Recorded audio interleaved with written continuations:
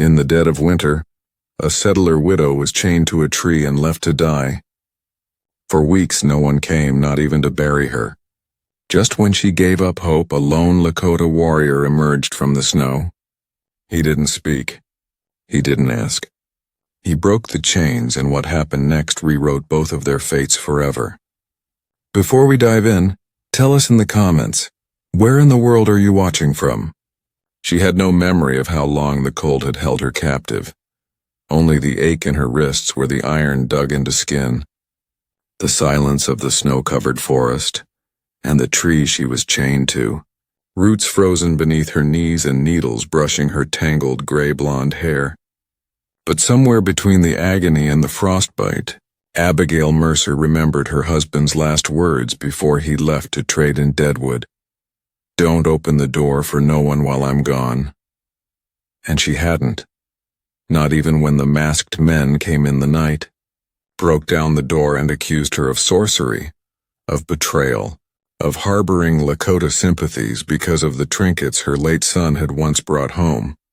And when she screamed that he was only a boy, only curious, they laughed, dragged her by her hair through the snow, chained her to the pine like a cursed effigy, and left her with one tin cup of water and the bitter words, "Let the wilderness decide if you're a witch."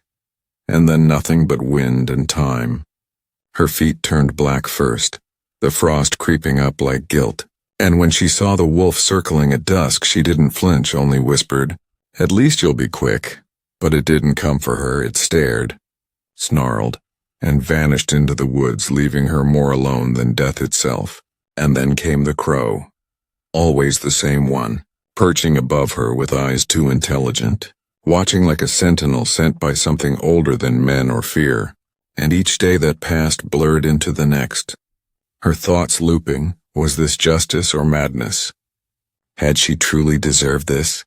Until the fourth week, when she heard the sound that wasn't wind, wasn't animal but hoofbeats muffled in snow, and then a man on horseback stepped into view, wrapped in furs and shadows, his face streaked with paint, his eyes wary but burning with purpose, and when she tried to scream, her throat cracked with dryness, but he dismounted anyway, stared at the chains, then at her, and in soft Lakota said, "Who did this to you?"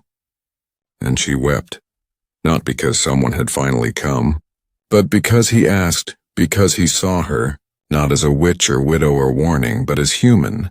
And without hesitation he produced a small bone-handled blade and sawed through the rusted chain, catching her limp body before it hit the ground, whispering something to the earth as he carried her to his horse.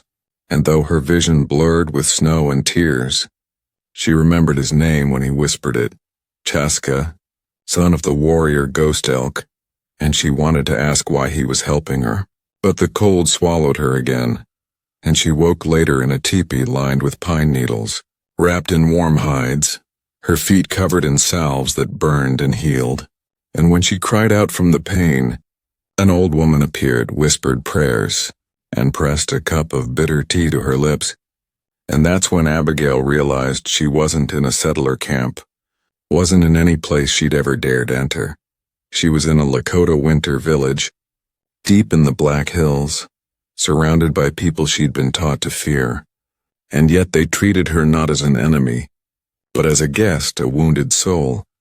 And when her voice returned, she whispered what had happened, and Chaska listened, jaw clenched, eyes dark with something ancient, and said nothing for a long while before finally stating, "Those men will never hurt another."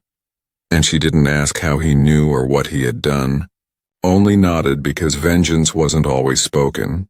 It was felt. And for weeks they nursed her, the women calling her grandmother tree for how they'd found her. And though her toes would never walk the same again, and her right hand trembled from nerve death, something in her spirit began to warm, to grow, to burn again, and she found herself laughing at the children's games, listening to stories by firelight. And one night, when she asked Chaska why he had risked everything to save her, he simply said, "My sister was burned alive by settlers because she healed a wounded soldier. Your pain is not the first, and won't be the last, but I saw a soul worth saving." And that shattered her. because her son had once said the same words about a wounded Lakota child he'd nursed back to life.